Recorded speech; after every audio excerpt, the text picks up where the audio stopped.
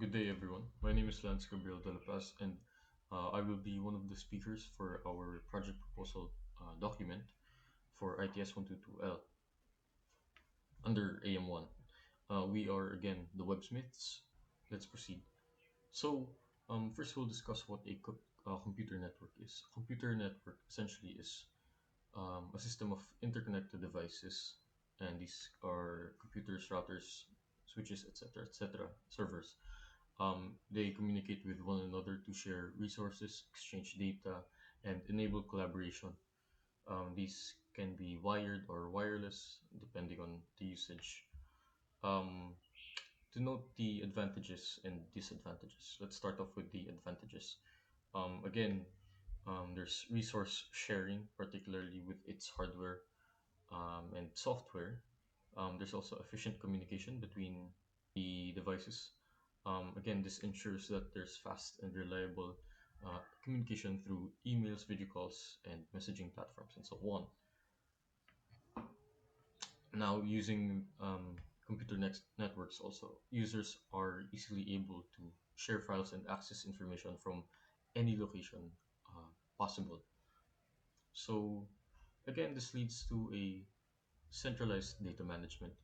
Organizations can store and manage data in centralized servers, and this more so helps with security and accessibility. As for scalability, well, networks can accommodate more devices when needed, and this again is rather cost efficient as it minimizes the need for redundant hardware and software. As for the disadvantages, it poses a certain amount of security risks. Again, it's vulnerable to cyber threats, and initially the costs are relatively high. Setting up the network, especially large ones, and these pretty much require a significant amount of investments. So there's also maintenance and technical issues, and again, it's to ensure that um, the operations run smoothly. And again, as mentioned, there are some data privacy concerns, being that the sensitive data is transmitted over the network, and there's also the possibility of network failures. So the main types of LANs are usually what's known as the local area networks, which are more commonly used in home offices, school offices, and so on, or maybe even I mean, home. One of the few main types of computer networks that are commonly known would be the local area network, which covers a relatively small area. Could be one's home, office, or even school. And another would be wide area network, which connects multiple LANs through distances, large distances, such as the internet and so on. There's also wireless local area network, and similar to LAN but uses wireless technology instead of cables. So as for the background of the client, here we have um, Mr. Jonathan Jason R. David. He is the barangay admin staff for Barangay Santa Cruz, Makati, and he handles the administrative matters in the office. And again, he's our client for this project. So, generally, a barangay would handle maintenance and preservation of community, and like Barangay Santa Cruz, for example, handles the jurisdiction of Santa Cruz, Makati, and again, they're in charge of events and affairs related to the barangay. As for the related studies, again, we'll be working with Mr. Jonathan R. David. Okay, so here are a few points of related studies that we have researched upon, and we're looking at the effectiveness of the barangay tanods on the maintenance of peace and order. Essentially, this discusses the role of again barangay tanods, particularly in maintaining peace and order at a community level, particularly in this case, which would be uh, Barangay Santa Cruz, Makati. And Here it involves their, well, at least it highlights their involvement in crime prevention and so on and so forth, resolution, and community outreach programs. Factors affecting the maintenance and peace and of maintenance of peace and order. Factors affecting the maintenance of peace and order. Um, Present factors that affect the maintenance of peace and order would be the availability of resources, political influence, and community participation. And here it mostly highlights the importance of local programs, emphasizing on the significance of local peace and order, such as programs such as curfews and anti-crime campaigns and so on. Looking at the barriers of effectiveness, we're also looking at the lack of community participation and yes. And lastly, for the Punong Barangay tasks and responsibilities checklist, this essentially just contains, again, just a checklist of what the barangay should be doing and how they should be, and so on and so forth. Barangay Santa Cruz, Makati City currently lacks an online platform for efficient communication and service accessibility. Without a digital system, residents face difficulties in requesting documents, scheduling visits, and addressing concerns.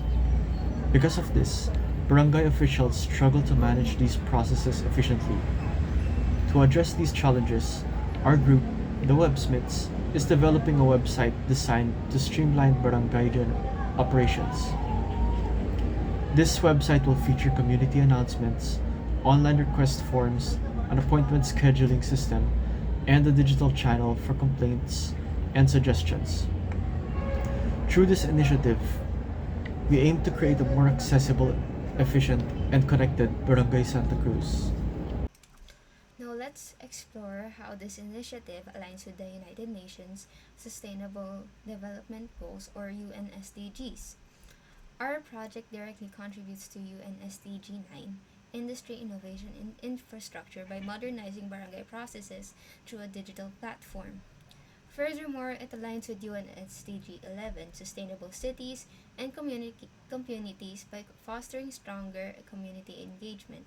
This website will feature real-time announcements, event updates, and emergency notifications, ensuring that residents stay informed and connected.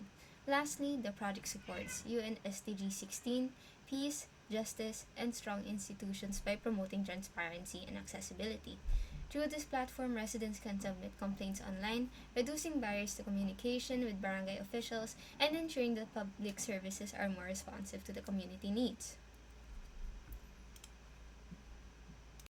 Now let's talk about the scope of this project.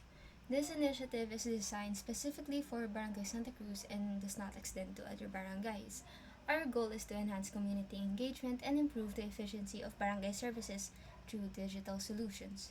Key features of this website include a dedicated announcement section for meetings, public hearings, and emergency notices, a calendar of events to keep residents updated on cleanup drives, festivals, and sports programs, SMS and email notifications for urgent announcements, online request forms for barangay clearances, certificates, and permits, a complaint submission system allowing residents to voice concerns or suggestions online, and lastly, an appointment scheduling system to reduce in person visits and improve efficiency. However, there are certain limitations to this project: long term website maintenance, financial commitments from the barangay, and integration with third party government databases are outside the project scope. Additionally, we are working with a fixed timeline from now until March 2025 with no dedicated budget allocation. Since this is an academic initiative, real world and deployment may also be limited. Despite these constraints, we are committed to delivering a fully functional website that can serve as a foundation for future digital transformation in barangay governance. So here is a picture of our current um, site map, and I'll show you on the next slide. Here we also have the current ERD for our database. particularly highlighting that there are two users, one for the public and one would be for the administrator, which in this case would be the barangay, particularly with Mr.